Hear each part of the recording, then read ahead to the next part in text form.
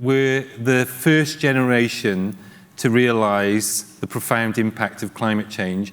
We're also the last generation to be able to do anything significant about it. In the whole narrative around the Future Generations Act, we talk about the today and the tomorrow. So this isn't about divorcing the interests of people today in order to serve the interests of our children and our grandchildren.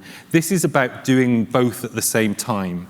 And if you don't have that perspective, you won't achieve the win-wins that serve the interests of all of us, as well as our children and our grandchildren. So although we are taking action, and many businesses are taking action, it's clearly not enough. We know we're not doing enough collectively, so we have to be bolder and act more urgently to address, to make the changes that we need. A business cannot align with climate justice, it cannot align with climate principles if it continues to pursue this agenda. There's initiatives like the Fossil Fuel Non-Proliferation Treaty that are calling for a fair end to the fossil fuel era, and that's where, just transition is really important, making sure that we're phasing out fossil fuels, we're ending the fossil fuel era in a fair way that doesn't leave people behind, that creates jobs, all these things we've been talking about today.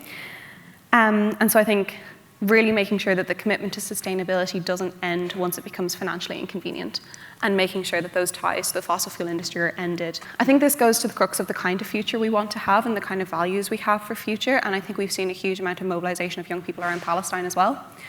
And I think really young people calling attention to how interconnected all of these crises are, and young people understanding that the kind of world that allows a genocide to occur for the last 2 years can also not deliver climate justice. We can't have human rights, we can't be committed to social justice if we don't stop genocide when it occurs.